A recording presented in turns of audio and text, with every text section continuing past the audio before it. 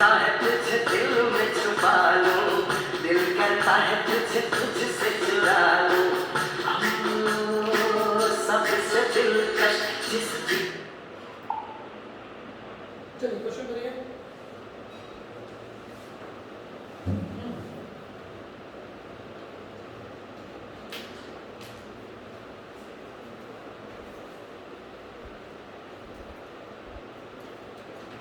अभी पढ़ाए हैं इसके एग्जाम्पल्स है ना।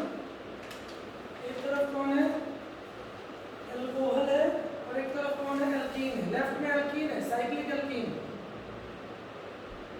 कंसेप्ट वही है। सबसे पहले कौन जुड़ेगा, H+ जुड़ेगा कहाँ, एल्कीन में।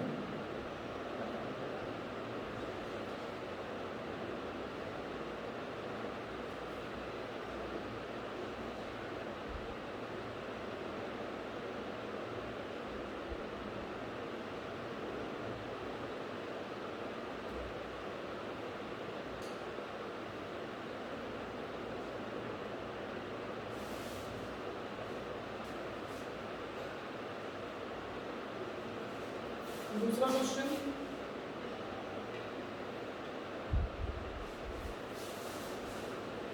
समझते जाइएगा।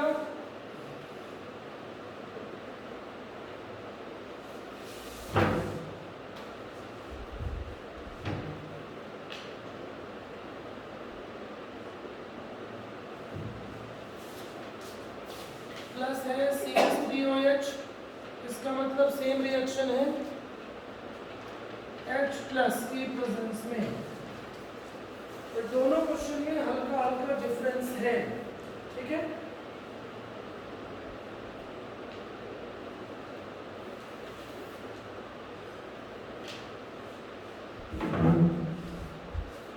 चलिए देखिए, पहला आ गया क्या,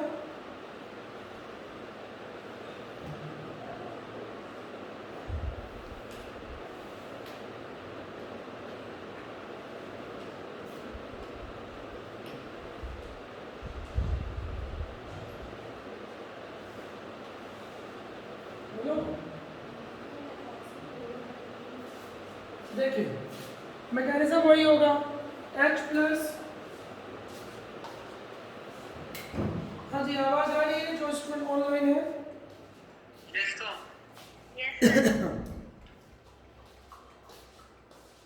हाँ जी, बात समझिएगा। तो H+ जाके ऐड होगा एल्कीन में, डबल बॉन्ड ब्रेक हो जाएगा। समझ में आ रहा है, कंसेप्ट मैकेनिज्म पढ़ाया जा चुका होगा। अब उस मैकेनिज्म को सोचिए, घर जाके करिएगा, मैं सीधे कर दे रहा हूँ। तो ये डबल बॉन्ड हो जाएगा ब्रेक। जब डबल बॉन्ड ब्रेक हो जाएगा, खत्म कहानी। अब क्या दिक्कत है, बोलो। अब इस एल्कीन की रिएक्शन एल्कोहल से होती है, कार्बोनियम बनता है, याद है, कार्बोनियम आयन बनता है ना। तो अब इसकी रिएक्शन होगी, ये आके जुड़ जाएगा, बस ये बनेगा प्रोडक्ट। देखो मैकेनिज्म को समझ के दूसरे क्वेश्चंस करने हैं। यदि आप मैकेनिज्म को सिर्फ सोच लेते हो कि हम याद कर लें इस पर्टिकुलर मैकेनिज्म को, तो उससे कुछ नहीं होना है। घर जाके इसका पूरा मैकेनिज्म करना, 1 बाय 1, एक एक स्टेप, तब आपको क्लियर होगा ये। जब मैं तो सीधे कर दिया, H+ जाके जुड़ेगा एल्कीन में, तो डबल बॉन्ड ब्रेक हो जाएगा। समझ में आया, बोलो, ठीक है। अब दूसरा वाला करिए।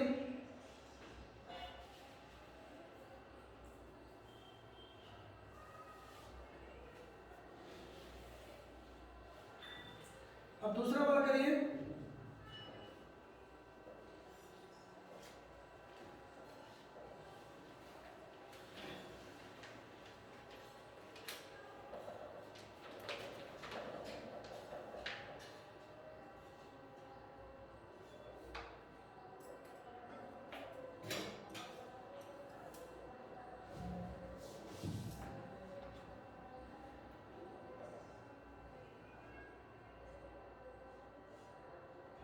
इस रिएक्शन को आप मार्कोनी को आप भी मान सकते हो, जो पढ़े हो मैकेनिज्म, है ना। एक तरह से मार्कोनी को आप भी है। ये जो पढ़ रहे हो ना, एल्कीन का अल्कोहल से एडिशन, इसको क्या बोल सकते हैं? Markovnikov copy.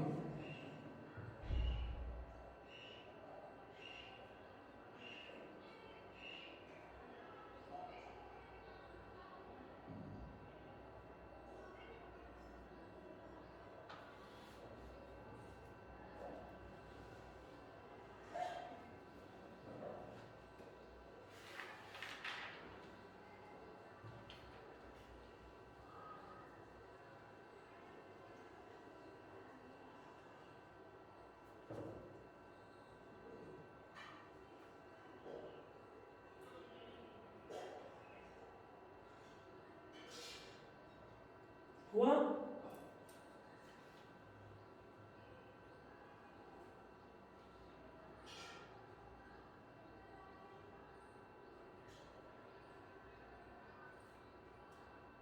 ठीक है, समझो। देखो सेम प्रोडक्ट बनेगा, दूसरे क्वेश्चन में भी सेम प्रोडक्ट बनेगा। कैसे बनेगा सेम प्रोडक्ट? बता चुका हूं मैं।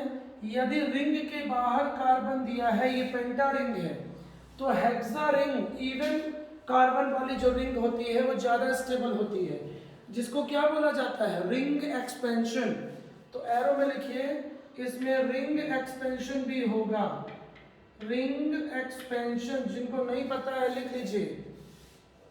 पेंटा कार्बन से ज्यादा स्टेबल होती है, हेक्सा, ये बहुत स्पेसिफिक होते हैं। इसके पहले भी एक बार आ चुका है, समझ में आया? इसलिए मैं सिर्फ बुक के रिएक्शन लेकर आता हूँ, साथ में प्रैक्टिस भी कराता हूँ।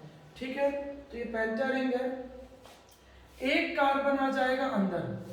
ठीक है, तो ये हेक्सा रिंग हो जाएगी, बना लो। अब हेक्सा रिंग में ये डबल बॉन्ड है डबल बॉन्ड। अब इसमें क्या जुड़ेगा? H प्लस, तो फिर से क्या बन जाएगा? Double bond break. और अब सिर्फ क्या है? ये बचेगा, और इस पे क्या आ जाएगा? कार्बोनियम प्लस आएगा।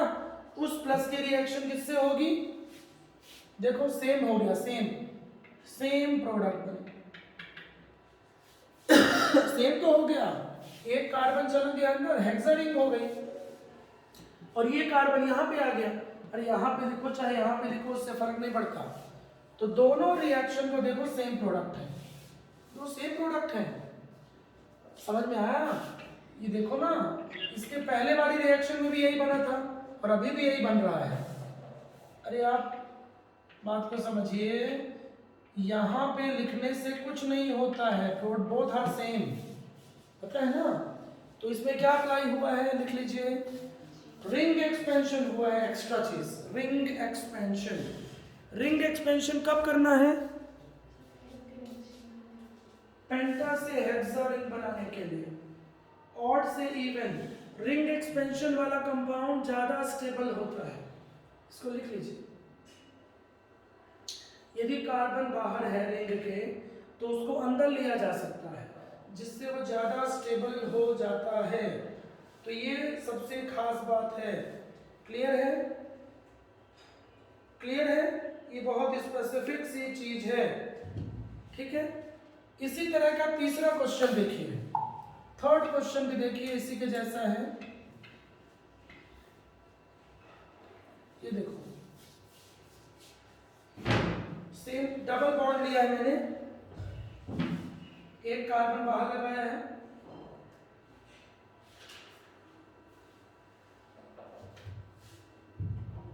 Plus CH3OH, same reaction, plus CH3OH। लिखो तीसरा question, CH3OH in the presence of acid. तो एसिड तो क्या करेगा पता है आपको? H प्लस देगा।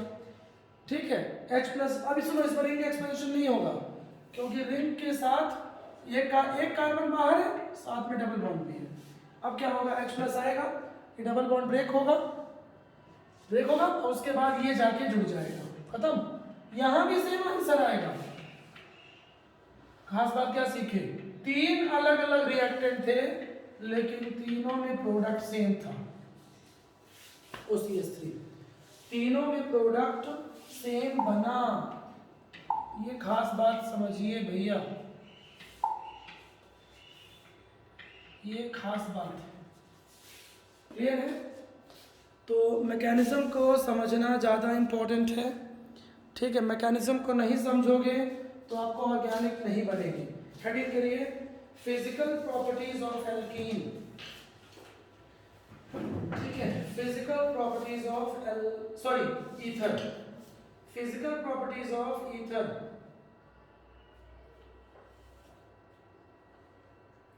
ठीक है। तो एसिड कभी भी किसी रिएक्शन में आ जाए तो आपने क्या सीखा, एसिड किसी भी रिएक्शन में आ जाए तो वहां पे H+ रिलीज होगा और पहला स्टेप क्या हो जाएगा, डीप्रोटोनेशन। ठीक है। अब लिखिए फिजिकल प्रॉपर्टीज ऑफ ईथर। हाँ लिखिए डाईमेथिल, पहला point, dimethyl ether and ethyl methyl ethers are gases. मतलब शुरू के तो ईथर गैस होते हैं but others are liquid. Diethyl ether and ethyl methyl ether ये गैसेस होते हैं। नंबर 2, लाइटर देन वाटर, पानी से हल्के होते हैं।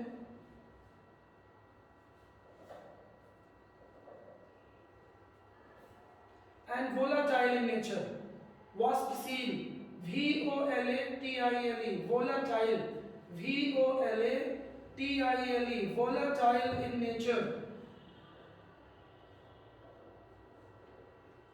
Third point, they form weak hydrogen bond. They form weak hydrogen bond. क्यों? क्योंकि दोनों तरफ एल्किल होते हैं।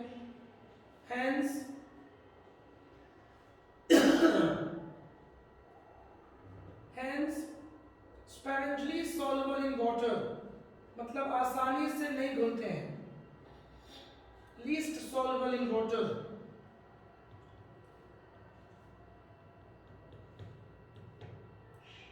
मतलब सुन लियो ध्यान से, अल्कोहल पानी में घुल जाते हैं क्योंकि अल्कोहल में स्ट्रॉन्ग हाइड्रोजन बॉन्ड बनता है जबकि ईथर में weak hydrogen bond.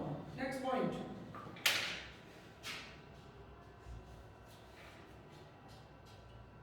boiling point and melting point of ether less than alcohol. Boiling point, BP and MP, boiling point and melting point of alcohol less than क्या, less than क्या, alcohol। Ether का boiling point और melting point, ether का boiling point और melting point alcohol से कम होता है because strong intermolecular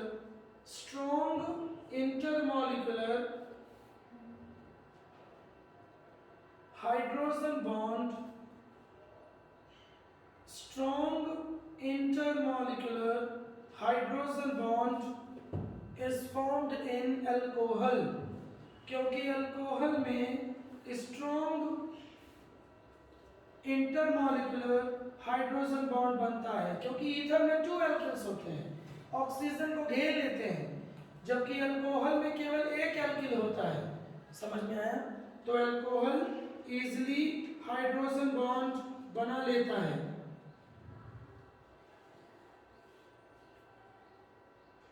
clear है? Next point, lower ethers act as anaesthetic, बेहोश करने में यूज करते हैं एनेस्थेटिक, डाईमेथिल ईथर खास करके। Lower ether are used as anaesthetic, anaesthesia.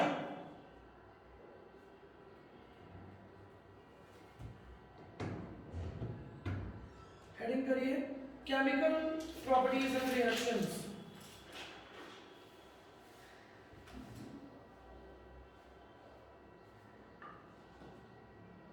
लिखिए, in oxygen atom 2 lone pair electrons present, in oxygen atom 2 lone pair electrons are present, 2 lone pair, hence ether, अच्छे से लिखिएगा, ether act as Lewis base, oxygen के outer most shell में कितने electron होते हैं? 6 electron, सभी को पता है। 6 में से एक एक इलेक्ट्रॉन बना लिया बॉन्ड किसके साथ? कार्बन के साथ, मतलब एल्किल के साथ, ठीक है। तो 6 में से ऑक्सीजन के 6 में से 2 यूज हो गए, लेकिन ये 4 अनयूज्ड रह गए। सो 2 लोन पेयर, इसलिए ईथर होता है लेविस बेस।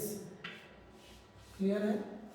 और लोन पेयर है तो ये न्यूक्लियोफाइल भी है, क्योंकि किसी के पास यदि लोन पेयर है तो वो न्यूक्लियोफाइल भी है, उसको पॉजिटिव चाहिए, पॉजिटिव से अट्रैक्शन होगा उसको, ये न्यूक्लियोफाइल भी है।